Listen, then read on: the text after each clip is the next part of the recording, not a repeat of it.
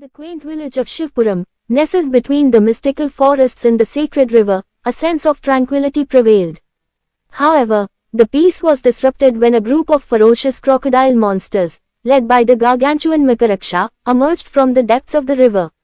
Their target was the village leader, Rajyamata, a wise and compassionate woman revered by the villagers. The monsters, with scales as black as coal and eyes glowing like embers, converged on Rajyamata's residence. The villagers, alerted by the commotion, rallied to defend their beloved leader. Armed with ancient weapons and fortified by their collective courage, they prepared to face the reptilian onslaught. The village elder, a sage and battle-hardened warrior, led the charge, invoking the blessings of the gods to aid them in the battle. As the crocodile monsters closed in, their jaws wide open, the villagers stood firm, determined to protect Rajyamata and their way of life.